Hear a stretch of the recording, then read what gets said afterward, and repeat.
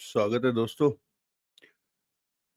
आप सुन रहे हैं कहानी वार्ता अपने दोस्त विक्रम के साथ और मैं आ पहुंचा हूं आपको सुनाने मुखबिर का दूसरा भाग। कहानी सुनाने से पहले दोस्तों मैंने आप सबके कमेंट्स का पूरा सम्मान है और इसी के चलते मैंने क्या किया है कि आप सबके जो रिसेंटली आए हुए कुछ सजेशंस थे वो मैंने एक पोस्ट में डाल दिए हैं, कम्युनिटी पोस्ट पर, कि आप में से जो भी लोग, जितने भी लोग जिस जिस चीज की वोटिंग करेंगे उस कहानी को हम अगली बार उठा लेंगे। अब उसमें ऐसा है कि जो डकैती का जादूगर है, यदि हम वो कहानी लेते हैं तो उसमें दो कहानियां हैं एक साथ, यानी एक के बाद एक, दो पार्ट में है। वैसा ही कुछ ठेकेदार के साथ है। गुरु का गुरु और रफ्तार के साथ है कि नहीं है मैंने चेक नहीं किया, लेकिन क्योंकि ये सब आपके सुझाव थे इसलिए तो आप लोग जब ये वोटिंग कर देंगे, जब मुखबिर का आखिरी भाग पढ़ूंगा मैं, तो मैं उसमें अनाउंस कर दूंगा कि कौन सा ऑप्शन हमारा विजेता रहा। डेमोक्रेटिकली, लोकतांत्रिक तरीके से, भारत एक लोकतंत्र है और हम लोकतंत्र की परंपरा को जारी रखते हुए अपनी टीम में लोकतांत्रिक तरीके से वोटिंग दिलवा के जो कहानी जीतेगी उसको कर लेंगे। दूसरी को छोड़ेंगे नहीं, फिर उसको और ऐड करके उसके अंदर कोई एक और नाम डाल देंगे और अगले हफ्ते फिर से। ठीक है, तो जब आप ये सुनने बैठे तो कृपया थोड़ा सा आपको लगेगा, वहां जाकर आप एक बारी वोट जरूर कर दें अगले हफ्ते इस कहानी के बाद कौन सी सुनी जाए, ताकि और फिर ऐसे ही हम आगे बढ़ते चलेंगे।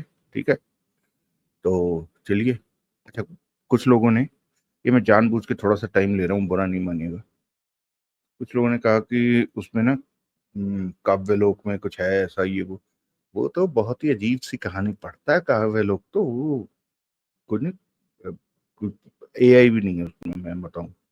वो किसी ने कुछ टेक्स्ट टू वॉइस सॉफ्टवेयर कर रखा है और वो बहुत अजीब तरीके से पढ़ता है। मैं तो नहीं सुन सकता कम से कम उस तरह का, तो इस कारण मैंने आपको पहले बता दिया था, जो चार चैनल मुझे पसंद हैं, जो मुझे लगता है कि जहां इंसान पढ़ते हैं। एक और भाई भी है लेकिन वो भी बस ठीक ठाक ही है, यानी मुझे नहीं लगता कि कोई भी आदमी आराम से इतनी लंबी कहानी उस तरह के डिक्शन के साथ सुन सकता है, यहाँ जहाँ बोलने का अंदाज कुछ अजीब सा हो, फिर वो भले एआई हो। अभी मैंने देखा एक नया चैनल आया है, वो तीन चार चैनल नए आए हैं जो बहुत ही ज्यादा एआई से वो है, और वो एआई के थ्रू ही उन्होंने कहानियां एडिट कर रखी हैं। जैसे सुरेंद्र मोहन पाठक जी की कहानियां, जो कहानी 8 घंटे की है, उसे काट कर उसने एआई ने 1.5 घंटे का कर दिया, और वो कर देती है। अगर मैं ये पीडीएफ चैट जीपीटी को पकड़ा हूं तो वो कर देगा, इतना तो टेक्नोलॉजी का मुझे पता है।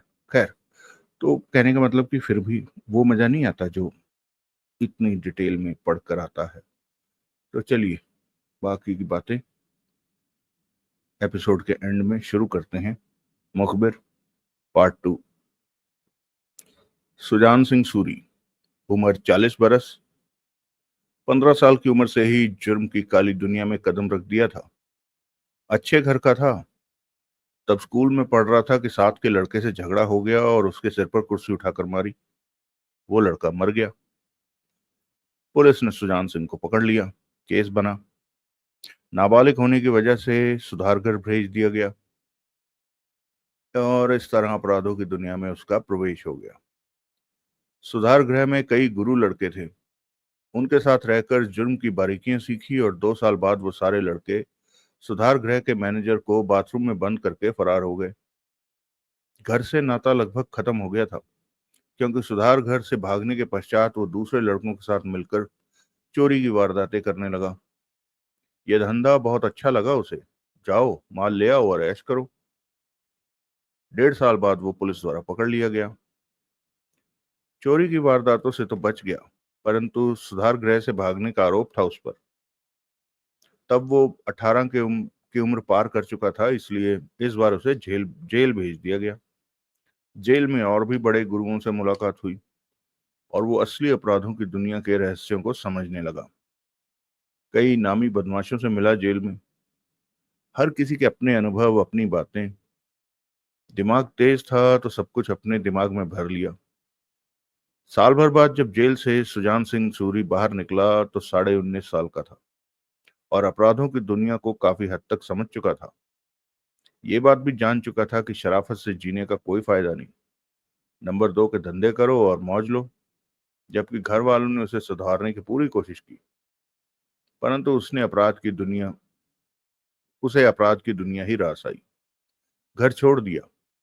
अगले 10 सालों तक उसने बड़े बड़े दादाओं के नीचे काम किया, या यूं कह लो कि 30 साल की उम्र तक पहुंचते पहुंचते अंडरवर्ल्ड के हर चेहरे से पहचान थी उसकी और अपने काम में वो माहिर माना जाता था। परंतु अब वो अपना ही काम करना चाहता था। ऐसे में उसने शराब की भट्टी लगाई, दारू खाना भी खोल लिया। पुलिस से सेटिंग करना उसके लिए मामूली बात थी। 8 सालों में दारू के धंधे से उसने करोड़ों कमाए। बादशाह की तरह रहा। पुलिस वाले ट्रांसफर लेते रहे, नए आते रहे। उसका सब कुछ मजे से चलता रहा, पुलिस की सरपरस्ती में। परंतु उसकी शराब की भट्टी में बनी शराब से 12 लोग मर गए। कारीगरों ने शराब तैयार करने में मिलावट में गड़बड़ कर दी कि पीने वाले अस्पताल पहुंचे और 12 मर गए। टीवी चैनलों ने मामले को बहुत उछाला। पुलिस ने सुजान सिंह सूरी को गिरफ्तार करके जेल भेज दिया। केस चलने लगा। उस पर कई सख्त धाराएं लगी, परंतु सूरी ने अपने वकीलों, गवाहों और मरने वालों के घरों तक पैसा पहुंचाया। तगड़ा पैसा। पुलिस को भी बढ़िया नोट दिए। नतीजा ये कि केस कुछ कमजोर पड़ गया। उसे साल भर बाद ही जमानत मिल गई और वो जेल से बाहर आ गया। परंतु धंधा खत्म हो गया था। नाम बदनाम हो चुका था। सालों लगाकर जो करोड़ों कमाया था, उसका काफी बड़ा हिस्सा केस को संभालने में खर्च हो गया। और अब वो फिर खाली था, बेकार था, और केस अभी भी चल रहा था अदालत में। ऐसे में किसी और गैर कानूनी धंधे में हाथ डालना ठीक नहीं था। किसी ने अगर अदालत में खबर कर दी तो उसका केस और बिगड़ जाना था। 1.5 साल से सूरी खाली बैठा रहता अपने फ्लैट में और कुछ काम धंधा करने की सोचता, परंतु कर नहीं पाता। मिलने वालों में गिनती के चंद लोग ही रह गए थे अब। वो सब भी केस के सिलसिले में ही उससे मिलने आते थे। वकील, गवाह, पुलिस वाले, बस। जब तारीख पड़ती तो अदालत में हाजिर हो जाता। खर्चा बराबर हो रहा था और कमाई का कोई साधन नहीं था। पास के नोट भी अब खत्म होने शुरू हो गए थे। ऐसे में उसने मन में ये विचार पक्का करना शुरू कर दिया कि जल्दी ही किसी कमाई में हाथ डालना पड़ेगा, वरना भूखे मरने की नौबत आ जाएगी। बीते 2 महीनों से वो कोई काम शुरू करने का प्रोग्राम मन ही मन बना रहा था और तय करने की कोशिश में था कि कौन सा काम उसे शुरू करना चाहिए। अपने पुराने संबंधों, अंडरवर्ल्ड के लोगों से फिर मिलना शुरू कर दिया था उसने। 1.5 साल से घर बैठे रहने की वजह से अब वह रोज सुबह शाम कसरत करने लगा था। साथ ही सूरी अब जिंदगी से कुछ थकान भी महसूस करने लगा था। उसे समझ आ गया था कि गैर कानूनी धंधे तब तक ही ठीक हैं जब तक बंदा कानून के फंदे में नहीं फंसता। एक बार फंस जाने के बाद सब कुछ खत्म हो जाता है। इस बात का तो वो भुक्त भोगी था। मन ही मन ये फैसला कर लिया था कि इस बार 10-20 करोड़ कमाकर चुपचाप धंधे से किनारा कर लेगा और आराम से बैठकर जिंदगी बिताएगा। ऐसा नहीं करेगा तो फिर जेल जाएगा। इस वक्त दोपहर के 12 बज रहे थे और 4 कमरों के फ्लैट में एक बाथरूम में सूरी शेव बना रहा था। थोड़ी देर पहले ही सोकर उठा था। जाना कहीं भी नहीं था, पर शेव ज्यादा बढ़ गई थी, इसलिए वक्त बिताने की खातिर शेव करने लग गया। नौकरानी लंच तैयार कर रही थी। सुबह 9 बजे नौकरानी आ जाती थी। फ्लैट की दूसरी चाबी उसके पास थी। नाश्ता, लंच और डिनर तैयार करती थी वो, और शाम को 5 बजे चली जाती थी। इसी तरह सुजान सिंह की खामोश जिंदगी बीत रही थी। सूरी ने शेव की और नौकरानी से नाश्ता लाने को कहा। नाश्ता करने के बाद उसने नहाने का इरादा किया। नौकरानी ने नाश्ता दिया। सूरी ने नाश्ते से फुर्सत पाई और नहाने बाथरूम में घुस गया। 10 ही मिनट बीते कि बेल बजी। नौकरानी ने दरवाजा खोला तो सामने जगमोहन और टीनू को खड़े पाया। सूरी से मिलना है, जगमोहन ने कहा। साहब नहा रहे हैं, नौकरानी ने कहा। फिर वहीं रुकने को कहकर नौकरानी भीतर चली गई। नौकरानी ने दरवाजा थपथपाकर सूरी को 2 लोगों के आने की खबर दी। बाथरूम से ही सूरी ने उन्हें भीतर बैठा देने को कहा। नौकरानी ने जगमोहन और टीनू को भीतर बिठाया, पानी दिया व चाय के लिए पूछा। ऐसे घर में रहने वाला हमारे साथ काम करेगा? नौकरानी के जाने के बाद टीनू बेचैनी से बोला। जगमोहन मुस्कुराया और टीनू को देखकर बोला, पैसों की जरूरत सबको होती है, तुम सही जगह तो आए हो ना, देखते रहो।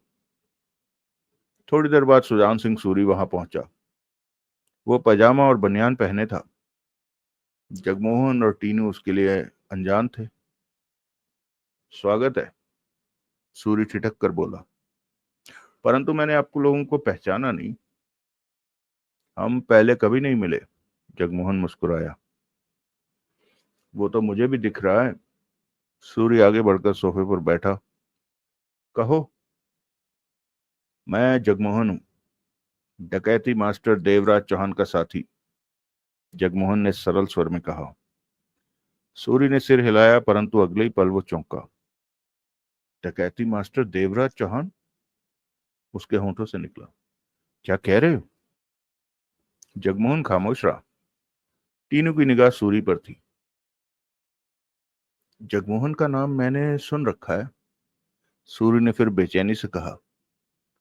लेकिन मेरे पास तुम आजकल तंगी के दौर से निकल रहे हो, जगमोहन बोला। केस चल रहा है, जेल में रहकर आए हो और काम धंधा भी इस वक्त तुम्हारे पास नहीं है, पल्ले से खर्चा किए जा रहे हो। तुम्हें कैसे पता? सूरी के होंठ सिकुड़े। काम के लोगों के बारे में ऐसी खबरें रखनी पड़ती हैं। देवराज चौहान को भी काम के लिए लोगों की जरूरत पड़ती रहती है, तो वक्त आने पर काम के लोगों को इकट्ठा करने में आसानी होती है। तुम तुम्हारा मतलब है कि देवराज चौहान के पास मेरे लिए कोई काम है? सुजान सिंह के होठों से निकला। हाँ, तुम्हें जरूरत है काम की? बहुत जरूरत है। तुम बहुत वक्त पर आए हो, मुझे पैसे की सख्त जरूरत है। काम में कितना भी पैसा हो, तुम्हें 15 करोड़ ही मिलेगा।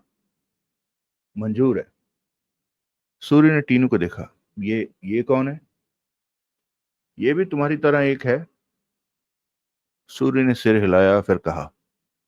करना क्या है? काम क्या है? होगा कब? देवराज चौहान से मुलाकात कब? अपना फोन नंबर दो और मेरे फोन का इंतजार करो। काम परसों 8 तारीख को सुबह होगा। संभव है हम लोगों की मुलाकात कल हो, तब सारे मुद्दे पर बात की जाएगी, समझा दी जाएगी, जगमोहन ने कहा। लेकिन काम क्या है? मैंने तुम्हें कितना देने को कहा है? 15 करोड़। तब काम में खतरा 8 करोड़ जितना है, इसलिए बाकी की बातों की चिंता मत करो, 15 करोड़ की सोचो। कहने के साथ ही जगमोहन उठा तो टीनू भी उठ गया। सूरी जल्दी से कह उठा। मेरा फोन नंबर तो ले लो, फोन जरूर करना, बेशक आधी रात हो, फोन कर देना। अगला दृश्य।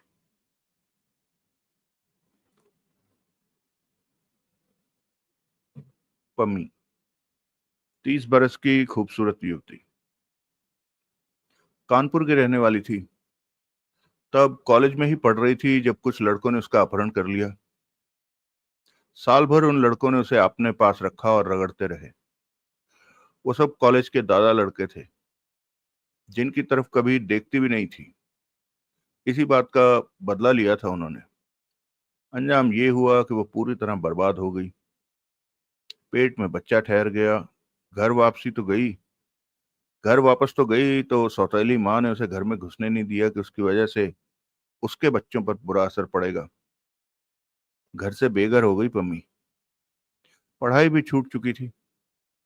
पेट में बच्चा लिए वो कानपुर में ही भटकती रही, अपनी किस्मत पर आंसू बहाती रही। खूबसूरत तो वो थी ही, उसका हाथ थामने कई आगे बढ़े, परंतु पम्मी अब बखूबी समझ चुकी थी कि सब मतलबी हैं। ऐसे में एक पार्क में एक बुजुर्ग व्यक्ति से मुलाकात हुई। उसने पम्मी को अपने घर में पनाह दी, उसकी देखभाल की। पम्मी घर का खाना बनाने लगी। वो बुजुर्ग अकेला रहता था। कुछ महीनों बाद पम्मी ने एक बेटे को जन्म दिया। अब वो बेटा ही उसका सब कुछ था। सब कुछ भूलकर उसने अपने बेटे को अपनाया और उसे अच्छी परवरिश देने की सोची। पर अभी वो हॉस्पिटल में ही थी कि बुजुर्ग की मृत्यु हो गई और घर पर उसके बेटे बहुएं आ गई। ऐसे में उस घर में वापस जाने का तो सवाल ही पैदा नहीं होता था। कानपुर में कोई और तो था नहीं उसका। जब अस्पताल से छुट्टी मिली तो नर्स ने उसे मुंबई का एक पता देकर कहा कि इस पते पर चली जा, जिंदगी भर भटकने से बच जाएगी। साथ में उसने 2,000 रुपए दे दिए। इस तरह पम्मी मुंबई आ पहुंची।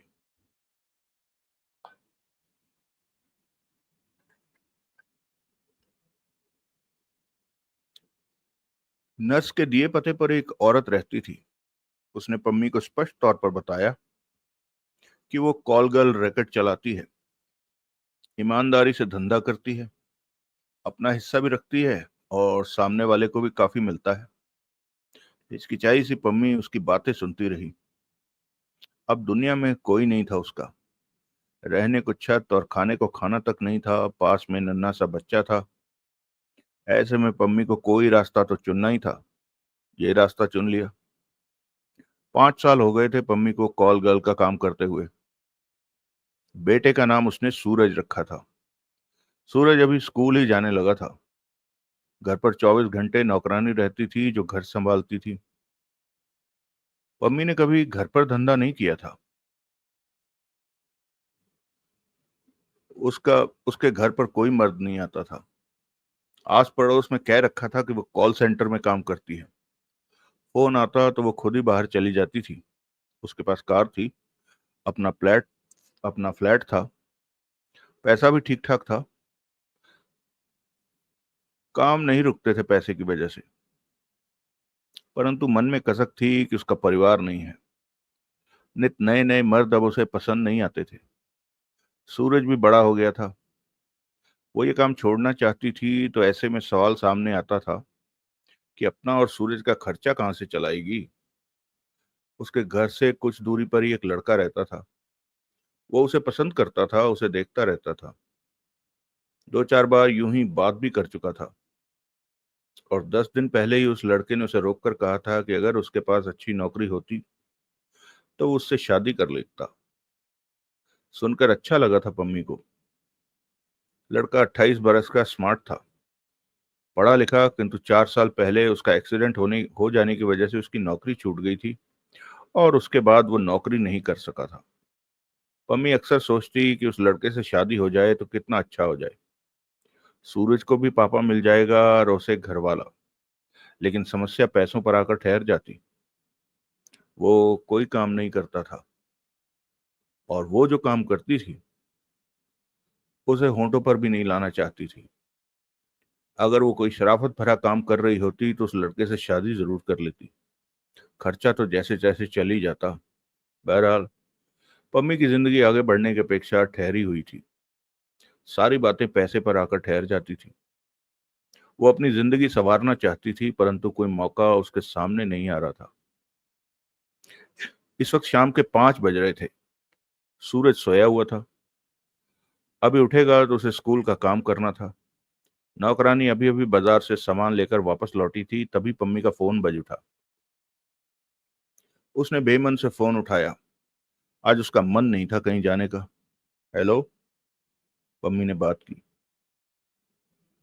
तुमसे मिलना है। जगमोहन की आवाज कानों में पड़ी। मेरा नंबर किससे लिया? मैडम से। आज मेरा मन नहीं है। मैडम से बोलो किसी और का नंबर दे दे, कहकर पम्मी ने फोन बंद कर देना चाहा। तुमसे काम है पम्मी। जगमोहन की आवाज पुनः आई। पम्मी से सबको एक ही काम होता है, मुझे वो काम नहीं है। जगमोहन बोला। इस मामले में मैं शरीफ बंदा हूं। पम्मी के चेहरे पर दिलचस्पी के भाव उभरे। औरतों के मामले में तुम शरीफ हो? पम्मी कह उठी। बहुत। मैंने तो ऐसा मर्द कभी नहीं देखा। मर्द ही हो ना तुम? पम्मी के स्वर में व्यंग उभरा। पूरा मर्द हूं, लेकिन औरतों में मेरी दिलचस्पी कभी नहीं रही। मेरी दिलचस्पी उसमें है जिसमें सबकी दिलचस्पी होती है। अच्छा, वो कौन है? नोट। लोग उन्हें गुलाबी कहते हैं, मैं नीला कहता हूँ। माया के बहुत सारे रंग हैं। तुम जो भी हो, मुझे इससे कोई मतलब नहीं। मैं आज नहीं आ सकती। Sorry sir. कहकर पम्मी ने फोन बंद कर दिया। फोन पुनः बज उठा। पम्मी ने होंठ सिकोड़कर फोन को देखा, फिर फोन पर बात की। मुझे ऐसे लोग कभी पसंद नहीं आते जो इनकार करने पर फोन कर दे मिस्टर। मैं तुमसे नोटों के बारे में बात। तुम कितने भी पैसे दो, मैं नहीं आने वाली। पम्मी नाराजगी से कह उठी। 15 करोड़ में भी नहीं? पम्मी सोफे से उचक कर सीधी बैठ गई। क्या बोला तुमने? पम्मी गहरी सांस लेने लगी। 15 करोड़? तुम 15 करोड़ में मुझे खरीदने की बात कर रहे? मेरे पास एक काम है। चंद घंटे का काम। मामूली सा काम, और बदले में 15 करोड़ मिलेंगे। तुम झूठ बोल रहे हो। सच कह रहा हूं। कसम से? जगमोहन की आवाज नहीं आई। तुम मजाक तो नहीं कर रहे? मेरा नाम जगमोहन है, मैं मजाक नहीं कर रहा हूं। कहाँ मिलोगे मुझसे? उधर से जगमोहन ने मिलने का वक्त आधे घंटे के बाद का बताया। जगह समझाई। वक्त पर पहुंचने को कहकर पम्मी ने फोन बंद कर दिया और जल्दी से तैयार होने लगी। उसका दिमाग तेजी से चल रहा था। 15 करोड़ में ही दिमाग घूम रहा था। इतना पैसा आ जाए तो वो राजन से शादी कर सकती थी। राजन वही जिसे वो मनी मन चाहती थी। सूरज को पापा मिल जाएगा, उसे पति और घरवाली बन जाएगी वो। इस बुरी जिंदगी से छुटकारा मिलेगा। लेकिन 15 करोड़ पाने के लिए उसे करना क्या होगा? और ये जगमोहन कौन है? उसने कहा कि आंटी से उसका नंबर लिया है। आंटी खामखा तो किसी को नंबर नहीं देने वाली। मम्मी ने आंटी को फोन किया। बात हो गई। ये जगमोहन कौन है आंटी? तुमने उसे मेरा फोन नंबर। तो तेरे को किया उसने फोन? आंटी की आवाज कानों में पड़ी। क्या मतलब? मैंने उसे उसके काम की 3-4 लड़कियों का फोन नंबर दिया था। पर तू किस्मत वाली निकली। मैं तो कुछ समझ नहीं पा रही आंटी। मैं नहीं जानती मामला क्या है। जगमोहन ही बताएगा। बस इतना कहूंगी कि जैसे तू मेरे पे भरोसा करती है, वैसे ही उस पर करना। इस नर्क भरी जिंदगी से तेरे को छुटकारा मिल जाएगा। उसका हर काम दौलत वाला होता है। पर जगमोहन है कौन? मैं नहीं बता सकती। जो बताना होगा जगमोहन ही बताएगा। उधर से आंटी ने गंभीर स्वर में कहा। तुम जगमोहन को कैसे जानती हो? पम्मी के माथे पर बल पड़ चुके थे। उसने कभी मेरे पर बहुत बड़ा एहसान किया था। उसी की वजह से आज जिंदा हूं। तुम सब लड़कियों की देखभाल ईमानदारी से करती हूँ। वो अच्छा इंसान है। क्या मिल रहा है वो तेरे को? हाँ। तू जाकर मिल ले। समझ ले तेरा बुरा वक्त कट गया। अब अच्छा वक्त शुरू हो गया। अगला दृश्य। पम्मी के शरीर पर खाकी कलर की जीन्स की पैंट थी, सफेद टॉप पहन रखा था। कानों में झुमके लटक रहे थे। कंधों तक कटे खुले बाल लहरा रहे थे। होंठों पर सुर्ख लिपस्टिक चमक रही थी। होंठ जरा से खुलते तो दांतों की खूबसूरत लड़ी दिखने लगती, जो कि उसकी सुंदरता में 4 चांद लगा देती। लंबा कद, अच्छे दिखते नितंब, ढीले बांधे मध्यम उरोज मध्यम सी रफ्तार से हिलते दिखाई देते, और आंखों पर काला चश्मा चढ़ा रखा था।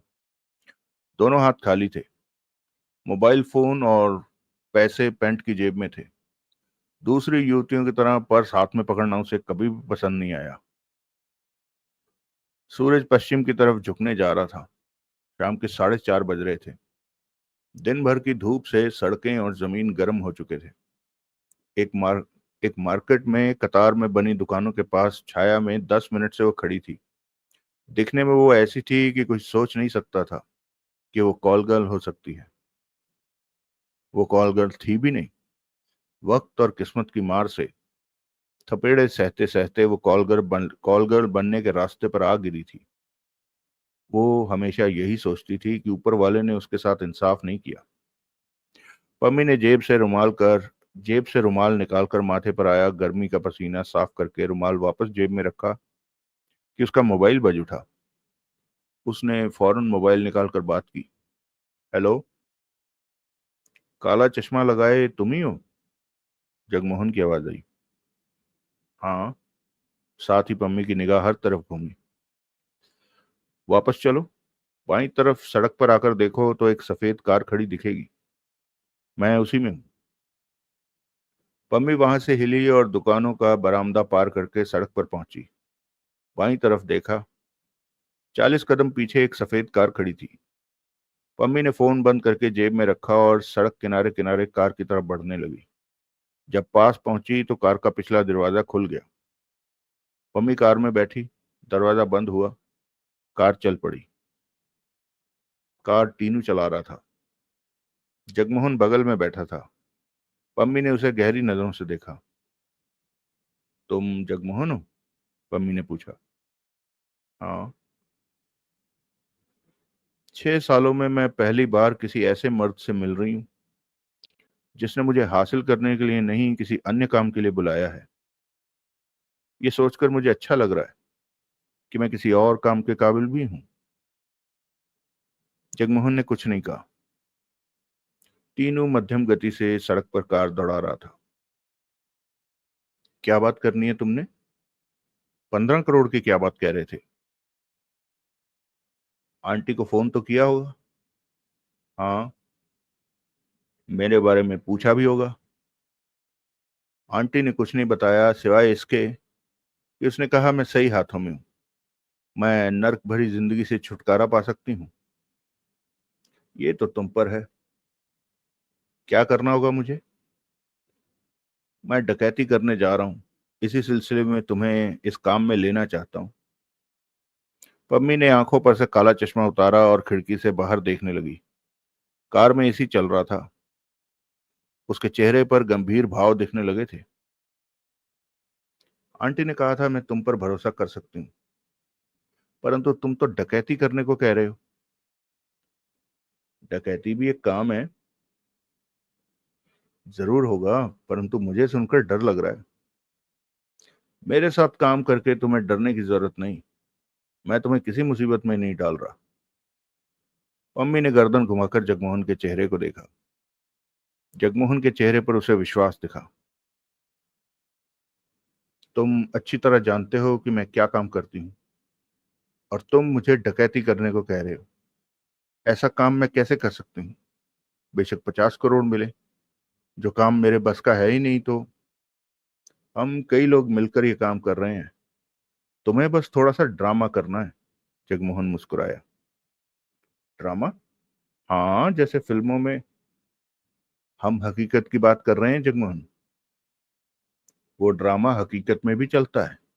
बहुत आसान काम है। सिर्फ 5-7 मिनट का ड्रामा। उसके बाद तुम्हें कुछ नहीं करना, अपने घर चले जाना है। 15 करोड़ तुम्हारे पास पहुंच जाएंगे। मम्मी जगमोहन को देखती रही। जाने क्यों मुझे मर्दों पर भरोसा नहीं है। हम मर्द औरतों की बात नहीं कर रहे, डकैती की बात कर रहे हैं। तुम एक बार फिर से आंटी से बात कर सकती हो। आंटी जानती है कि तुम मुझसे क्या काम करने को कह रहे हो? नहीं, पर उसे सुनकर हैरानी नहीं होगी। इसका मतलब वो जानती है कि तुम क्या करते हो। वो सब कुछ जानती है। तुमने देवराज चौहान का नाम सुना है? डकैती मास्टर देवराज चौहान। नहीं। पम्मी ने गंभीर स्वर में कहा। वो ही ये काम कर रहा है। मैं उसके साथ हूं। आंटी देवराज चौहान को जानती है? पूरी तरह। पम्मी के चेहरे पर सोच के भाव उभरे। जगमोहन भी खामोश रहा। मुझे कोई खतरा तो नहीं होगा? पम्मी बोली। नहीं। पुलिस का चक्कर तो नहीं पड़ेगा? नहीं। मैं आंटी के विश्वास पर तुम्हें हाँ कह रही हूं। वरना मैंने तुम्हारी बात सुनते ही कार से उतर जाना था। आंटी ने मुझे भरोसा दिया है कि तुम सही आदमी हो और तुम्हारी बात मानकर मेरी किस्मत खुल जाएगी। 15 करोड़ मिलेगा। सच बात तो यह है कि मुझे तुम्हारी बात का भरोसा नहीं हो रहा। ठीक है, बताओ क्या करना होगा मुझे। कल हम सब मिलेंगे और सबको बता दिया जाएगा कि काम कैसे करना है। सब? मतलब इस काम में ज्यादा लोग हैं? 5-7? ये कौन है? पम्मी ने कार चलाते टीनू की तरफ देखा। जवाब में टीनू फौरन कह उठा, तुम्हारी तरह मैं भी डकैती की टीम का हिस्सा हूं। पम्मी ने जगमोहन से कहा। तो कल मुलाकात कैसे होगी? कैसे? मैं फोन करूंगा, जगमोहन ने कहा। तुम्हें कैसे पता है कि जो काम तुम मेरे से करवाना चाहते हो वो मैं कर लूंगी? पम्मी ने पूछा। वो काम हर वो लड़की कर लेगी जिसमें थोड़ा सा दिमाग हो। कहने के साथ ही जगमोहन ने टीनू का कंधा थपथपाकर कहा, किसी टैक्सी स्टैंड पर कार रोको। फिर पम्मी से कहा, तुम टैक्सी लेकर वापस जा सकती हो, हमें कई काम। मैं टैक्सी ले लूंगी, पम्मी गंभीर स्वर में बोली। वो 15 करोड़ वाली बात पक्की है ना? पक्की। अगला दृश्य। विष्णु पांडे। कहने को तो कार मैकेनिक था, परंतु काम वो हेल्पर के तौर पर करता था। जैसे कि पाना पकड़ा दिया, जैक लगा दिया, पंचर लगा दिया, कहीं से कार को लाना हो तो ले आया या छोड़ आया। ये बात जुदा थी कि बीते 6 महीनों से वो कारों की थोड़ी बहुत ट्यूनिंग भी करने लगा था। ब्रेक के तार कस देता था, क्लच को ढीला टाइट कर देता था। मतलब कि कार के ऊपर के जितने भी काम होते थे वो सब कर लेता था। परंतु मन नहीं लगता था। मन लगाकर नहीं करता था वो काम। इस काम में उसका बिल्कुल मन नहीं लगता। 8 महीनों से वो गैराज में लगा हुआ था। वजह थी कि उसका साला मैकेनिक था। उसने ही उसे गैराज में अपने साथ लगा लिया था। साला कहने को ही साला था। बहन बिना साला था। बहन तो उसे छोड़कर 2 साल पहले ही किसी और के साथ फुर्र हो गई थी। औरत के मामले में विष्णु पांडे बदकिस्मती रहा। इस वक्त उसकी उम्र 26 बरस की थी। पहली शादी हुई जब वो 18 साल का था और ईस्टर्न यूपी के एक छोटे से शहर में अपने परिवार के साथ रहता था। गरीब परिवार था पर गुजर बसर हो रहा था। शादी हो गई। लड़की 16 साल की थी। जब वो 18 की हुई तो पड़ोस के लड़के से नजरें मिल गई और एक दिन उसे छोड़कर उस लड़के के साथ भाग गई। आज तक नहीं पता चला कि वो दोनों कहाँ गए। न वो वापस लौटे न फोन आया। घर वालों ने तब उसे लखनऊ भेज दिया कि लोगों की बातें न सुननी पड़े। लखनऊ में उसकी पहचान का मिला, जो कि बाद में उसका दूसरा साला बना था। वो उसे मुंबई ले आया। तब वो साला कारों की मुरम्मत का काम सीख रहा था। इधर विष्णु भी एक प्राइवेट बैंक में गार्ड की नौकरी पर लग गया था। शाम 8 से सुबह 6 बजे उसकी ड्यूटी होती थी। खर्चा पानी निकल रहा था। रहना उस मैकेनिक के साथ ही हो जाता था। इस बीच मैकेनिक गांव से अपनी बहन को बुला लाया कि खाने का काम आसान हो जाएगा। विष्णु की नज़र उससे लड़ गई। 4 महीने बाद ही भाई की रजामंदी से दोनों ने मंदिर में शादी कर ली। दोस्त साला बन गया। दोनों एक अन्य जगह झोपड़ी लेकर रहने लगे। 6 महीने तो गाड़ी ठीक चली। विष्णु अब भी नाइट शिफ्ट में बैंक में गार्ड की ड्यूटी पर था। ऐसे में उसकी पत्नी की आंख किससे लड़ी, कब लड़ी, क्यों लड़ी, ये खबरें तो आज तक नहीं मिल पाई। परंतु एक सुबह जब वो ड्यूटी से लौटा तो उसकी पत्नी अपने सामान के साथ गायब थी। पूछताछ करने पर एक से पता चला कि रात 11 बजे वो ट्रंक उठाए एक लड़के के साथ जाती देखी गई। विष्णु ने अपने साले को बुला लिया और समझ गया था कि दूसरी भी गई। दो दो बीवियों से हाथ धो लेने के बाद विष्णु पांडे हर समय झल्लाया सा रहने लगा। कुछ भी उसे अच्छा नहीं लगता था। परंतु नौकरी करता रहा कि पेट भरना है। वो जानता था कि उसमें कोई कमी नहीं है, परंतु वक्त का फेर ही ऐसा है कि दोबारा शादी करके भी हाथ कुछ नहीं आने वाला। फिर एक रात एक चोर ने ड्यूटी के दौरान उससे बात की कि वो बैंक में चोरी करना चाहता है। अगर वो साथ दे तो उसे 1 लाख रुपया देगा। 4,000 तनख्वाह पाने के लिए 1 लाख रुपया 4,000 तनख्वाह पाने के लिए 1 लाख रुपया काफी बड़ी रकम थी। वैसे भी वो बीवी के भाग जाने से खुंदक खाया हुआ था। उसने चोर को हाँ कह दी। चोर ने एक रात बैंक में चोरी कर ली। जाते जाते उसे 1 लाख पकड़ा गया। पुलिस आई, तफ्तीश हुई, उसके पास से 1 लाख रुपया बरामद करके उसे गिरफ्तार करके ले गई। उसने सारी बात पुलिस को बता दी। चोर तो हाथ नहीं आया, पर विष्णु को 3.5 साल की सजा हो गई। जब जेल से सजा पूरी करके निकला तो दोस्त नुमा साले साहब जेल से बाहर ही मौजूद थे। वो उसे अपनी झोपड़ी में ले आया। एक नई जगह, नई झोपड़ी थी। साले ने सबको यही बताया कि उसका जीजा गांव से मुंबई काम करने आया है। वो गैराज पर लग गया। अच्छी तनख्वाह पा रहा था।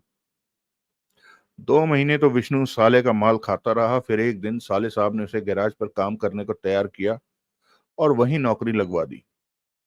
अब 8 महीने से गैराज में काम कर रहा था विष्णु, परंतु काम में उसका मन जरा भी नहीं था। 3,000 रुपया महीना मिलता। गैराज के मालिक ने कह रखा था, जब वो काम पूरी तरह सीख जाएगा तो उसे 6,000 देगा। 3,000 तो 10 दिन में खत्म हो जाते थे। ये तो साले साहब की मेहरबानी थी कि खाना पीना बढ़िया चल रहा था। विष्णु कई बार काम छोड़ने की सोच चुका था। इस वक्त शाम के 7:15 बज रहे थे। कुछ ही देर में अंधेरा होने वाला था। साले साहब तो एक कार का इंजन खोले उस पर जुटे हुए थे। रात 12 से पहले उसकी तो वापसी नहीं होनी थी। विष्णु ने हाथ मुंह धोया, कपड़े बदले और साले साहब को कहकर चल पड़ा कि वो झोपड़ी पर जाकर खाना वाना तैयार करता है, और 100 रुपया भी ले लिया सामान लेना है कहकर। जबकि उसके मन में था कि 100 में से 20-50 और डालकर अच्छा सा पौवा खरीदेगा और झोपड़ी में बैठकर उबले अंडों के साथ पिएगा। विष्णु पांडे गैराज से निकलकर 10 कदम ही आगे गया होगा कि सड़क पर की पीछे से एक कार उसके पास आकर रुकी। टीनू कार चला रहा था और पीछे वाली सीट पर जगमोहन बैठा था। सुनो, जगमोहन ने दरवाजे का शीशा नीचे करके विष्णु को पुकारा। सड़क के शोर की वजह से शायद विष्णु आवाज नहीं सुन सका। विष्णु, जगमोहन ने पुनः आवाज लगाई। विष्णु पांडे ने ठिठक कर पलटते हुए कार की तरफ देखा। आ जाओ। जगमोहन ने कार का दरवाजा खोला। विष्णु पास आया, खुला दरवाजा बंद करके भीतर जगमोहन को देखता बोला, गैराज में अपना आज का टाइम खत्म हो गया साहब जी, मैं छुट्टी पर हूं। जो भी काम कराना है गैराज में जाओ। मुझे तुमसे बात करनी है विष्णु, जगमोहन मुस्कुराया। विष्णु ने भीतर बाहर की कम रोशनी में जगमोहन को देखा। मैं तो शायद आपको जानता तक नहीं, पहले कभी देखा भी नहीं, विष्णु ने सोच भरे स्वर में कहा। पर मैं तुम्हें अच्छी तरह से जानता हूँ। विष्णु पांडे नाम है तुम्हारा। ईस्टर्न यूपी के एक गांव से हो। एक बार तुमने मुंबई में बैंक के गार्ड की नौकरी की और लाख रुपए में बैंक में चोरी करवा दी। तब तक तुम्हारी पत्नी तुम्हें छोड़कर किसी और के साथ भाग गई थी। बैंक में चोरी करवाने के जुर्म में 3.5 साल की सजा भुगत चुके हो। मोटे तौर पर यही है ना तुम्हारी जिंदगी। मोटे तौर पर, विष्णु ने होंठ सिकोड़े। हाँ, अपनी अधूरी जानकारी पूरी कर लो। मेरी शादी गांव में भी हुई थी। वो बीवी भी किसी के साथ भाग गई थी। मुंबई में तो मैंने दूसरी शादी की थी। विष्णु पांडे कहते हुए गहरी निगाहों से जगमोहन को देख रहा था। ये बात मुझे अब पता चली। तुम मेरी जन्मपत्री हाथों में लिए क्यों घूम रहे हो? अपनी बहन के लिए मेरे वास्ते रिश्ता लाए हो? मेरी कोई बहन नहीं है। मेरा भी अब शादी का इरादा नहीं है, लेकिन तुम्हारे मुंह से अपने बारे में सुनकर हैरान हूं। कार में आ जाओ। जगमोहन ने दरवाजा खोला। विष्णु ने पुनः दरवाजा बंद किया और बोला, मैं तुम्हें जानता नहीं तो तुम्हारी कार में क्यों बैठूं? पहचान हो जाएगी। मैं तुम्हारा फायदा कराना चाहता हूं। मेरे साथ काम करोगे तो करोड़ों कमा लोगे। ओ, तो तुम फिर से मुझे जेल पहुंचाने के चक्कर में हो। माफ करना भाई, जेल का कोई चक्कर नहीं है। मेरे साथ काम करके तुम्हें 15 करोड़ मिल सकते हैं। मैं चला गया तो खाली हाथ रह जाओगे। मैं खाली हाथ ही ठीक हूं। तुम पता नहीं कौन सी मुसीबत में मुझे खींचने की कोशिश कर रहे हो। विष्णु वहां से चलने को हुआ। देवराज चौहान का नाम सुना है? मास्टर देवराज चौहान, जगमोहन बोला। विष्णु पांडे ठिठका। जगमोहन को देखकर बोला, अब ये मत कह देना कि डकैती मास्टर देवराज चौहान तुम हो। मैं देवराज चौहान का साथी हूं, जगमोहन नाम है मेरा। देवराज चौहान एक काम करने जा रहा है। अगर तुम उस काम का हिस्सा बनना चाहते हो तो 15 करोड़ की नकद रकम काम पूरा होते ही मिल जाएगी। जेल जाने का कोई खतरा नहीं, पुलिस के हाथों में पड़ने का कोई खतरा नहीं, काम में कोई खून खराबा नहीं। बाद में अगर तुम पुलिस को कहो कि तुम भी उस डकैती में शामिल थे तो मैं इस बात की गारंटी नहीं लेता कि पुलिस तुम्हें छोड़ेगी। हाँ, हाँ है तो भीतर आ जाओ।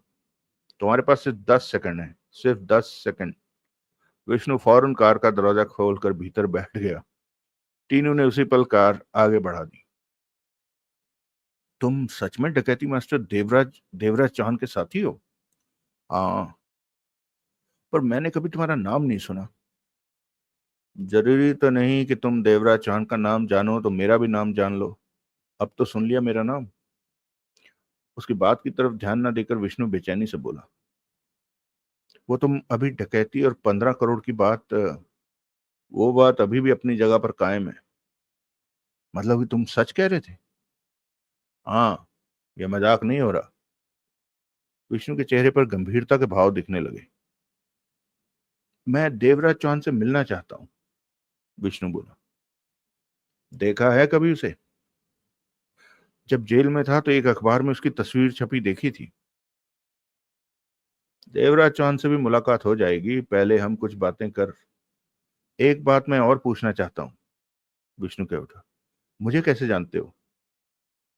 जगमोहन चंद पल चुप रहा, फिर बोला, फुर्सत के वक्त में ऐसे लोगों की लिस्टें तैयार करता हूं जिनकी काम के वक्त जरूरत पड़े तो उन्हें साथ ले लें, ताकि मौके पर ऐसे लोगों को ढूंढने में वक्त खराब ना हो। उसी लिस्ट में से एक नाम तुम्हारा है। अगर तुम तैयार नहीं हो तो इस काम में मैं दूसरे नाम को छांट लूंगा। मेरे पास लोगों की कमी नहीं है। मैं तैयार हूं, दूसरा नाम छांटने की क्या जरूरत है? विष्णु ने जल्दी से कहा। कोई शंका हो मन में तो कह सकते हो। बस जेल जाने का डर लगता है।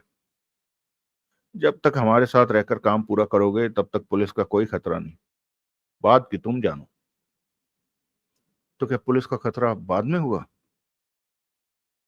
अगर तुम नोटों को दोनों हाथों से उड़ाने लगे, बादशाहों की तरह जिंदगी का मजा लेने लगे, तो कोई भी मुखबिर पुलिस को बता देगा कि तुम्हारे पास अचानक ही बहुत नोट आ गए हैं, और पुलिस तुम्हें पकड़कर पूछताछ शुरू कर देगी। समझ गया। मैं नोटों को खर्च करने में बहुत सावधानी बरतूंगा, विष्णु ने कहा।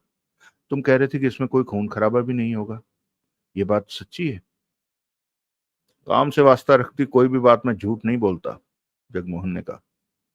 मतलब कि सच कहा था, विष्णु। तुम सच में डकैती मास्टर देवराज चौहान के साथी हो ना? विश्वास नहीं आ रहा।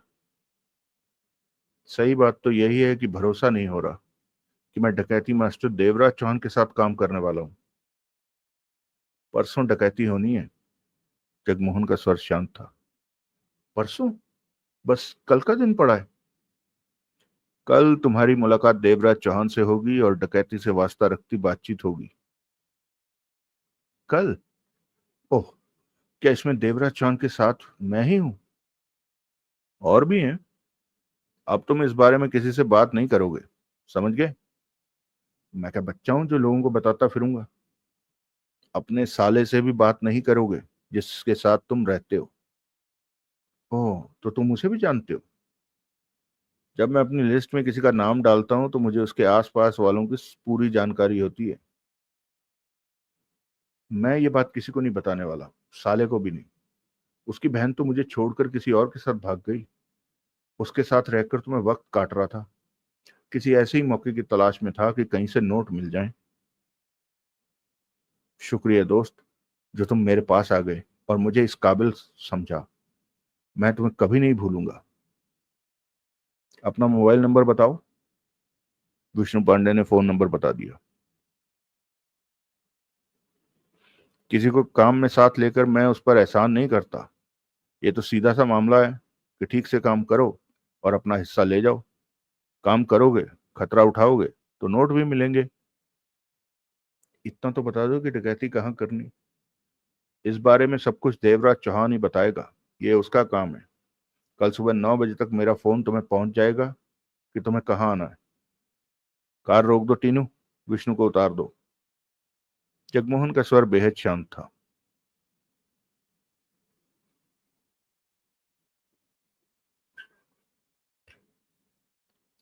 अगला दृश्य।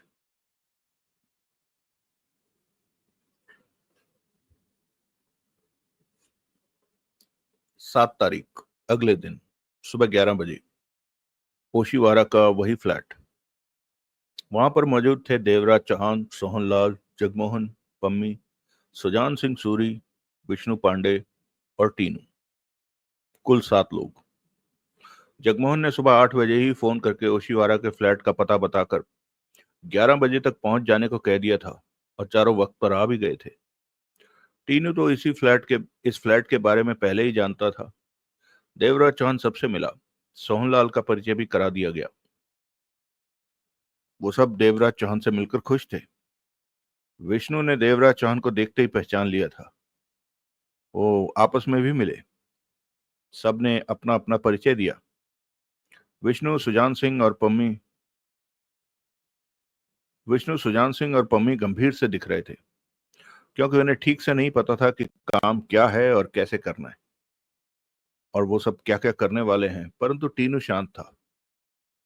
आखिरकार देवराज चौहान ने सिगरेट सुलगाई और कश लेकर सबको देखा। सबकी निगाहें अब उस पर टिकने लगी थी, क्योंकि इधर उधर की बातें खत्म हो चुकी थी और काम की बात का वक्त हो गया था।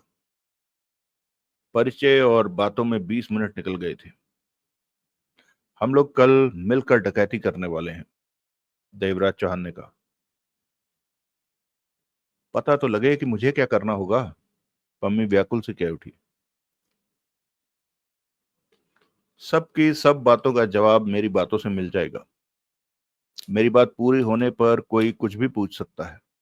ये बात अब आप सबके सामने स्पष्ट की जा चुकी है कि हर एक को 15-15 करोड़ मिलेगा, जो कि हर हाल में मिलेगा। आज तक ऐसा नहीं हुआ कि मेरे साथ काम करके किसी को तय रकम ना मिली हो। काम पूरा होता है तो उसी दौलत से सबको उतनी रकम दी जाती है जिसकी पहले बात हो चुकी हो। देवराज चौहान का स्वर शांत था। और अगर काम में कोई गड़बड़ हो जाए तो, सुजान सिंह बोला।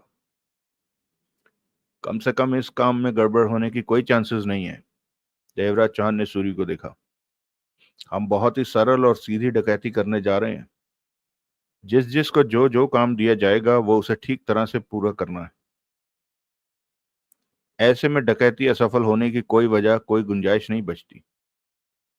पैसा कोई भी अपनी जेब से नहीं देता। काम में हासिल पैसे में से ही पैसा दिया जाता है। अगर हम पैसा हासिल ही नहीं कर पाते तो 15 करोड़ भी नहीं मिलेंगे। लेकिन दिल छोटा करने की जरूरत नहीं है। ये काम बहुत आसान है और होकर रहेगा। बस आप लोगों को मेहनत से दृढ़ दृढ़ इरादे के साथ मैदान में उतरना है। सब चुप। नजरें देवराज चौहान पर थी। कल सुबह वर्सोवा के गोदाम से एक नेशनल ब्रेड की बस निकलेगी।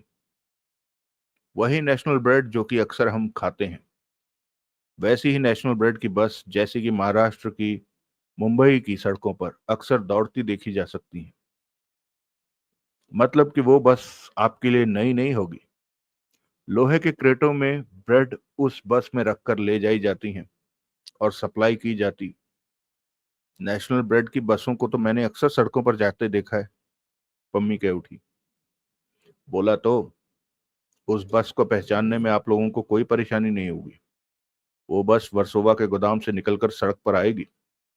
वक्त सुबह का 9 के आसपास का होगा। 9 से आधा घंटा ऊपर तो हो सकता है, परंतु 9 से पहले वो बस वहां से नहीं निकलेगी, क्योंकि रवानगी को उसका वक्त 9 बजे का है। खास बात यह है कि बस में उस वक्त ब्रेडों के क्रेट नहीं होंगे, जैसा कि बस को देखने वाला हर व्यक्ति सोच रहा होगा।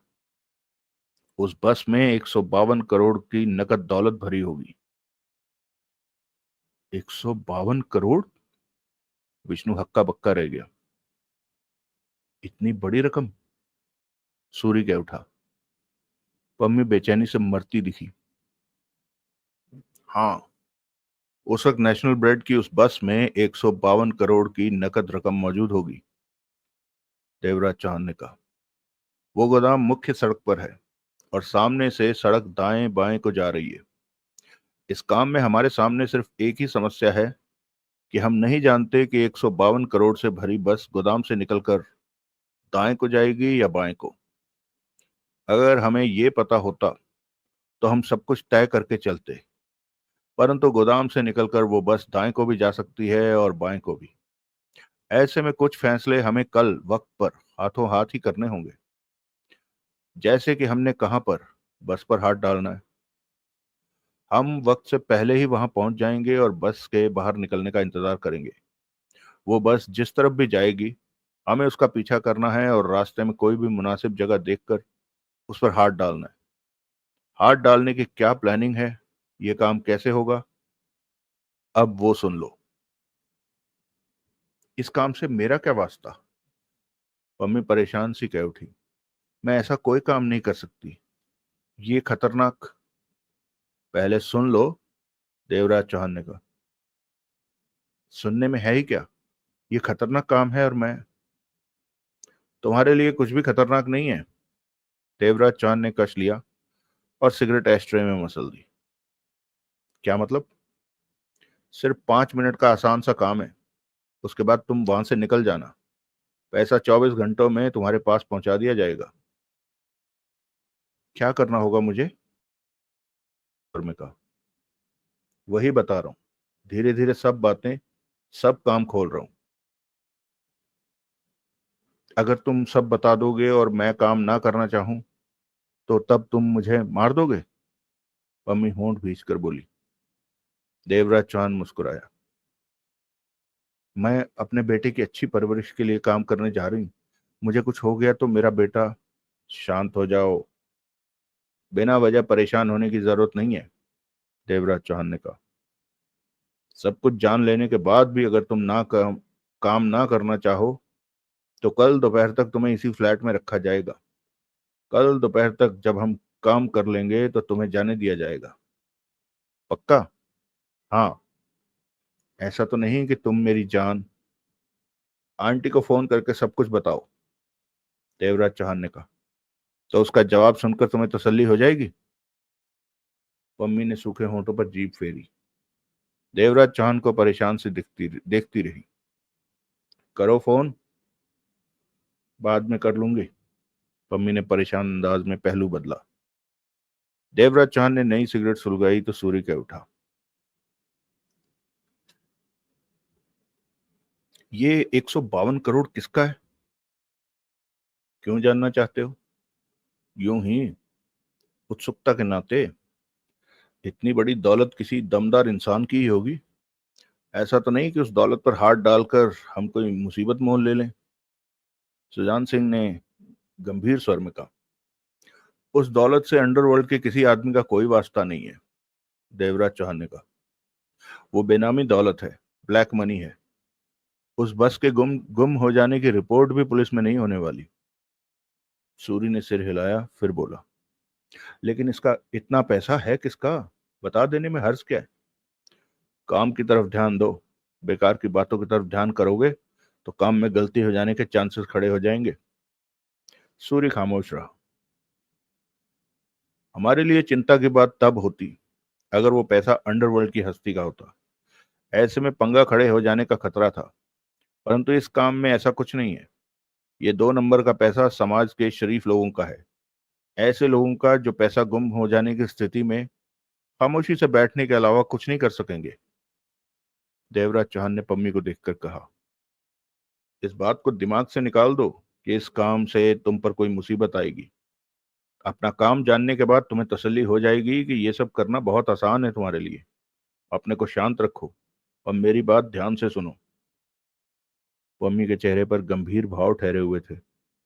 विष्णु का पूरा ध्यान देवराज चौहान पर था। अब सुनो, देवराज चौहान ने पुनः कहना शुरू किया। हम सुबह 7 बजे ही उस गोदाम के बाहर पूरी तैयारी के साथ पहुंच जाएंगे। हम 2 कारों में होंगे। एक कार में सोहनलाल और पम्मी होंगे, दूसरी कार में मैं, सूरी, विष्णु और जगमोहन होंगे। जब नेशनल ब्रेड की बस उस गोदाम से निकलकर दाएं या बाएं जिस तरफ भी जाएगी, हम लोग अलग अलग कारों में बस के पीछे चल देंगे। वो बस किसी भी हालत में हमारी नजरों से ओझल नहीं हो सकेगी, क्योंकि सुबह के 9 बजे के आसपास सड़कों पर वाहनों की भीड़ बहुत होती है। नेशनल ब्रेड के आगे बढ़ने की रफ्तार सामान्य होगी। तब टीनू हमारे पास नहीं होगा। देवराज चांद ने टीनू को देखा। टीनू तब वर्सोवा के एक इलाके में ही मोर छाप साबुन की एक बस की ड्राइविंग सीट पर बैठा मेरे फोन का इंतजार कर रहा होगा। मैं उसे फोन पर बताऊंगा कि उसने मोर छाप साबुन की बस को लेकर किस तरफ बढ़ना है। टीनू वहां से बस लेकर हमारी तरफ चल देगा। मोर छाप साबुन तो काफी मशहूर है, पम्मी कह उठी। नेशनल ब्रेड की तरह, देवराज चौहान बोला। हाँ, तभी तो मोर छाप कपड़े धोने वाले साबुन की एक बस को आज शाम के बाद ही उड़ा लिया जाएगा। सबकी सब बात की तैयारी हो चुकी है। इस बस का क्या करना है ये मैं बताऊंगा, देवराज चौहान ने गंभीर स्वर में कहा। कश लिया और फिर बोला, हम नेशनल ब्रेड की बस के पीछे रहेंगे और जब मुझे रास्ता, जगह और हालात ठीक लगेंगे तो मैं सोहनलाल को फोन करूंगा, जो कि एक अलग कार में पम्मी के साथ होगा। मेरी तरफ से। तभी विष्णु बोल पड़ा, वो नेशनल ब्रेड की बस नोटों के साथ कौन से इलाके में जाएगी? ऐसा ना हो कि तुम्हारा इशारा करने से पहले ही उसकी मंजिल आ। ऐसा नहीं होगा। नेशनल ब्रेड की बस नोटों के साथ बहुत लंबे टूर पर जा रही है। हफ्ते भर का टूर है उसका, और 50 अलग अलग शहरों में उसने नोटों को उतारते जाना है। ओह, विष्णु ने समझने वाले भाव में सिर हिलाया। फिर तो बाजी हमारी है।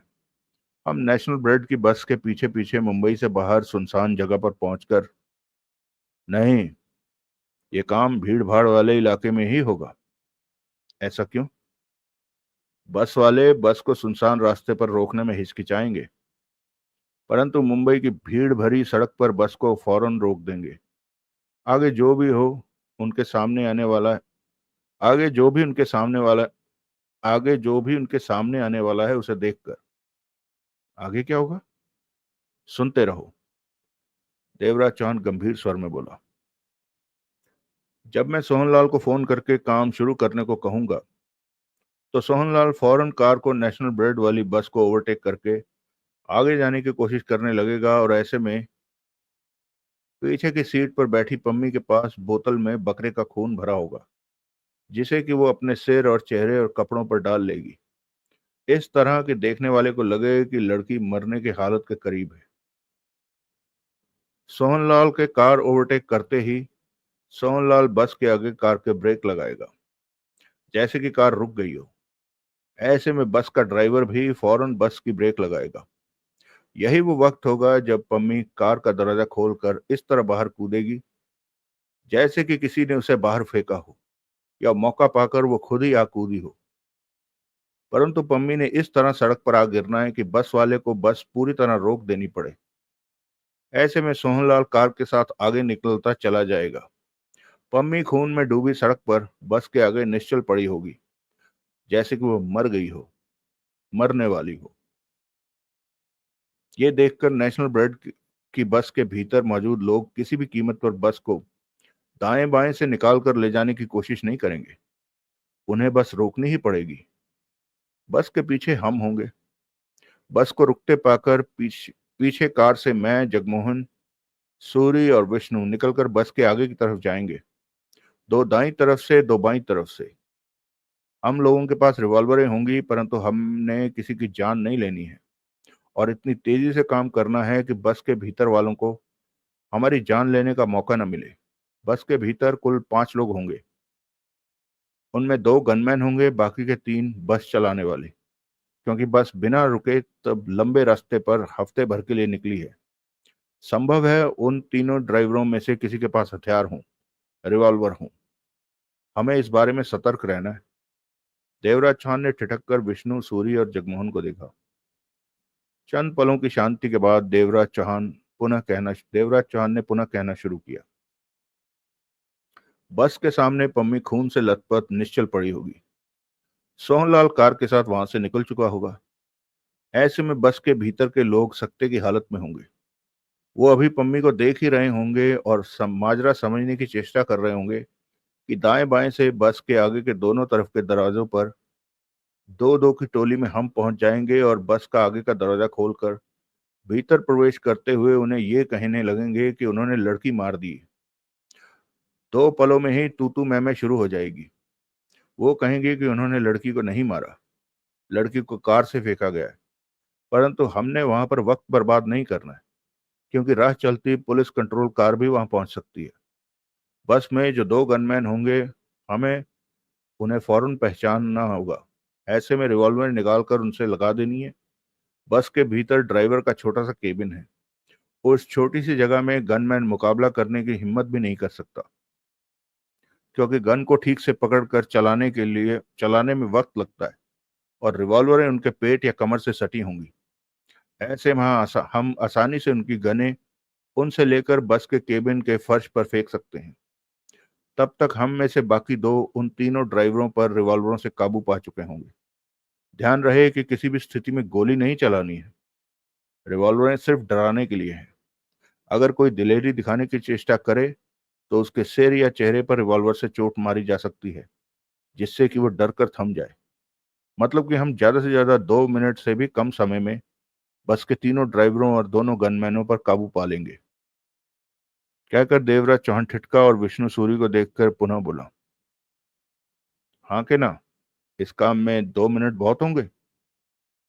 बहुत होंगे। सूरी ने सिर हिलाया। अगर हम ठीक से काम करें तो। करोड़ों कमाने हैं तो काम ठीक से ही करना होगा। हम ये कर लेंगे, विष्णु ने दृढ़ स्वर में कहा। अभी सोच लो, देवराज चौहान बोला। आराम से कर लेंगे, सूरी ने सिर हिलाया। हम 2 मिनट से भी कम समय में उन पर काबू पा लेंगे। हमने उन्हें एकदम डरा देना है, रिवॉल्वर दिखाकर ऊंची आवाज में बोलकर कि वो कुछ करने की सोच भी ना सकें। देवराज चौहान ने कहा, बस के ड्राइवर के केबिन में आगे ड्राइवर की सीट के साथ बराबर में एक सीट है और दोनों सीटों के बीच में से रास्ता पीछे, मात्र एक कदम पीछे लंबी सीट लगी है, दाएं से बाएं जाती सीट। ये ड्राइवर के केबिन का नक्शा है। हमने रिवॉल्वरों के दम पर उन पांचों को पीछे वाली सीट पर बिठा देना है और तब तक जगमोहन बस का स्टीयरिंग संभाल चुका होगा और पहले ही उसके हॉर्न बजा दिए जाने से बस के सामने सड़क पर पड़ी पम्मी उठकर बस के भीतर आ चुकी होगी और बस आगे बढ़ चुकी होगी। ये सब कुछ 2 मिनट के भीतर हमें करना होगा। परंतु तब तक वहां सैकड़ों लोग ये सब होता देख चुके होंगे और पुलिस को भी यहाँ के हादसे के बारे में फोन किया जा चुका होगा। ऐसे में जगमोहन वहां से बस को कुशलता से ऐसे दौड़ाएगा कि जल्दी ही हम किसी वीरान और सुरक्षित जगह पर पहुंचेंगे। इस बीच मैं टीनू को फोन कर चुका होऊंगा कि हम किस तरफ जा रहे हैं। वो मोर छाप कपड़े धोने वाले साबुन वाली बस को वहां लेता आएगा जहां हमने नोटों से भरी नेशनल ब्रेड की बस खड़ी कर रखी है। हमें नेशनल ब्रेड की बस से मुक्ति पानी होगी तुरंत, कि पुलिस भी नेशनल ब्रेड वाली बसों को ढूंढ रही होगी और वो लोग भी जिनका पैसा नेशनल ब्रेड वाली बस में मौजूद है। हम सब जल्दी से जल्दी नेशनल ब्रेड की बस में रखा पैसा मोर छाप कपड़े धोने वाले साबुन वाली बस में रख देंगे। तब हम सब की संख्या काफी ज्यादा होगी, तो ऐसे में 5-7 मिनट में ही इस काम को कर लेंगे, या फिर ज्यादा से ज्यादा 10 मिनट। पैसा लकड़ी की पेटियों और प्लास्टिक के बड़े बड़े थैलों में भरा रखा होगा, जिन्हें मोरछाप वाली बस में पहुंचाने में हमें कोई दिक्कत नहीं आएगी। इस तरह हम नेशनल ब्रेड वाली बस से छुटकारा पाकर चल देंगे। मैंने एक जगह ढूंढ रखी है, उसके बारे में बताने की मैं जरूरत नहीं समझता। हम सब मोरछाप साबुन वाली बस में होंगे और साथ ही होंगे। उस जगह पर पहुंचने के बाद वहीं के वहीं तुम चारों को 15-15 करोड़ दे दिया जाएगा और हम मोरछाप बस के साथ निकल जाएंगे। तुम लोग भी जहां जाना चाहो चले जाना। किस तरह ये काम इस तरह ये काम खत्म हो जाएगा। देवराज चांद रुककर पुनः बोला, जरूरी नहीं कि ये काम इतना ही आसान हो। जैसा कि मैं बता रहा हूं, कोई समस्या भी आ सकती है। ऐसा होने पर हम सब ने समझदारी से काम लेना है, किसी की जान नहीं लेनी है। देवराज चांद के खामोश होते ही वहां सन्नाटा उभर आया। सब एक दूसरे को देख रहे थे, देवराज चांद को देख रहे थे। हर कोई गंभीर और चुप था। अब तुम बताओ, देवराज चांद ने पम्मी से कहा, तुम ये काम करना चाहती हो? क्यों नहीं, ये काम तो बहुत आसान है मेरे लिए, पम्मी ने गंभीर स्वर में कहा। मैं जरूर करूंगी ये काम। मैं 15 करोड़ कमाना चाहती हूँ ये काम करके, परंतु एक बात पूछना चाहूंगी। बोलो। ये पक्का है कि जब बस उस गोदाम से निकलेगी तो उसमें करोड़ों रुपया भरा होगा? पक्का है, देवराज चांद ने कहा। बाकी सब तो ठीक है, विष्णु सोच भरे स्वर में बोला, पर एक बात मुझे पसंद नहीं आई। क्या? तुम हमें 15-15 करोड़ उस वीरान जगह पर देकर साबुन वाली बस लेकर चलते बनोगे? ऐसे में तो हम खतरे में पड़ जाएंगे। मुंबई पुलिस अलर्ट पर होगी। हम नोटों को कहाँ कहाँ साथ लेते फिरेंगे? कहाँ से हमें टैक्सी मिलेगी? इतने नोटों को उठा पाना भी संभव नहीं है। हमें तो हम तो कभी भी फंस जाएंगे। ये बात तो सही है, मैं भी यही सोच रहा था, सूरी ने कहा। देवराज चांद ने जगमोहन को देखकर कहा, इस समस्या का रास्ता निकालो। एक ही रास्ता है कि इस वीरान जगह पर मैं आज रात ही एक कार पहुंचा दूं, जिसे कि ये लोग कल लेकर इस्तेमाल कर सके। ऐसा ही कर दो। परंतु एक कार से कुछ नहीं होगा, सूरी बोला। 3 लोग और 45 करोड़ रुपया, ऐसे में कम से कम हमें 2 कारें तो चाहिए ही। तुम हमें वो वीरान जगह बता दो, हम खुद ही तीनों अपनी अपनी कारें वहां रात को पहुंचा देंगे। ये ठीक रहेगा, पम्मी बोली। इस तरह कल हम नोटों के साथ आसानी से वहां से जा निकल सकेंगे, सूरी ने पुनः कहा। 2 कारें ठीक हैं। मैं तुम में से किसके किसके साथ चला जाऊंगा? विष्णु बोला। क्यों? पम्मी ने उसे देखा। तुम कार क्यों नहीं इस्तेमाल करते? तभी देवराज चांद कह उठा, कम से कम तुम में से किसी को भी वो जगह नहीं बताई जा सकती जहां रुककर तुम लोगों को 15-15 करोड़ दिया जाएगा, और वहां पर तुम 3 नहीं 4 होगे। तीनों भी अपना 15 करोड़ के साथ तुम लोगों के पास होगा। 2 कारें जगमोहन और सोहनलाल वहां रात को पहुंचा देंगे, और मैं रात को मोर छाप साबुन सप्लाई करने वाली बस को लाऊंगा। मोर छाप साबुन की फैक्ट्री के सामने वाले मैदान में मोर छाप साबुन की खाली बसें खड़ी रहती हैं। वहां से कहो तो मैं साबुन की बस उड़ा लाऊं, विष्णु बोला। ये काम मैं कर लूंगा, परंतु तुम लोग अभी मीटिंग को खत्म समझो, देवराज चौहान ने कहा। डकैती की प्लानिंग मैंने बता दी है। पूरा दिन तुम सबके पास है। इस प्लानिंग पर विचार विमर्श करो। कोई कमी पेशी हो तो वो निकालो। और तुम तीनों, उस प्लानिंग में तुम्हें कोई कमी लगी हो या? एकदम सब कुछ परफेक्ट है, तीनों मुस्कुरा पड़ा। तुम सच में काबिल डकैती मास्टर। काम की तरफ ध्यान दो, देवराज चौहान उठते हुए बोला। प्लानिंग पर ध्यान दो। जो मैंने कहा है उस हर बात पर गौर करो कि जैसे हम काम को अंजाम दे रहे हैं और हमारे सामने क्या क्या हालात पेश आ सकते हैं।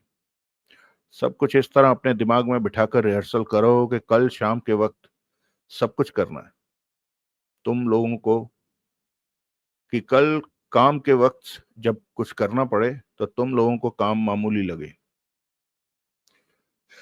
चलिए दोस्तों, मैंने इसीलिए इसे थोड़ा आगे बढ़ा दिया कि हमारी शुरुआती बातचीत में जो मिनट कुछ खा गया था मैं, उनकी भरपाई कर सकूं। किसी को बुरा न लगे कि 1 घंटे के एपिसोड में आधा घंटा तो भाई बातें ही करता रह गया, है ना? नहीं, तो चलो, दूसरा पार्ट आ गया है। मुझे लगता है कि मैं ठीक ठाक तेजी से इस कहानी को निपटा पाऊंगा, ऐसा मुझे लगता है। बाकी देखते हैं। हम्म, तो मेरा सुझाव एक बार फिर से मैं दोहरा देता हूं, अगर किसी भाई ने शुरुआत में मेरी बातचीत लंबी होती देखकर उसे आगे बढ़ा दिया हो, तो कि मैंने पोस्ट डाली है, उसमें कहानियों के नाम डाल दिए हैं और आप लोगों को उस पर वोट करना है।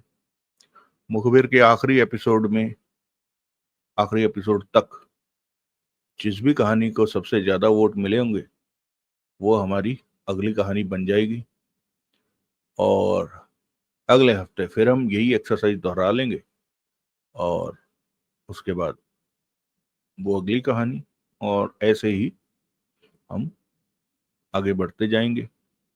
इससे इस दौरान आप लोगों का जो भी नया कोई सुझाव हो वो भी बताते रहिएगा, ताकि हम उसमें सुधार करते रहें अपनी लिस्ट में कि ये कहानी तो हो गई तो दूसरी करें।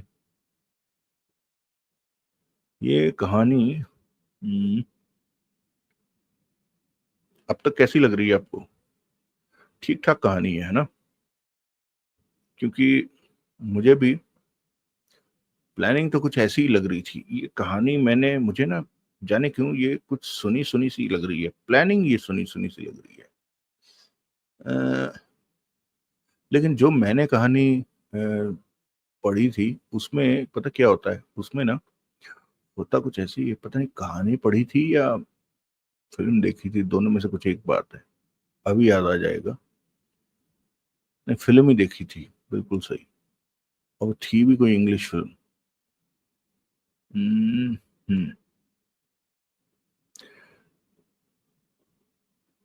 उसमें सेम यही चीज होती है कि गाड़ी को उलझाना होता है, लेकिन उस कहानी का जो ड्राइवर होता है ना उस गाड़ी का, यानी वो जो जैसे इसमें ब्रेड वाला ड्राइवर होगा, मुझे लगता है उसकी वजह से कोई ना कोई लोचा हो जाने वाला है। हम्म, हाँ,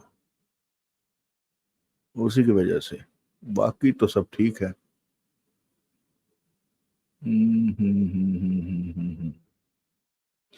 कुछ और भी था मेरे ध्यान में आया था जो मुझे, मैंने सोचा था उसे बाद में हाईलाइट कर देता हूँ, पर अब मेरे दिमाग से निकल गया शायद वो। कोई नहीं, अगली बार याद आ जाएगा तो मैं बता दूंगा। हम्म, हम्म, हम्म, हम्म।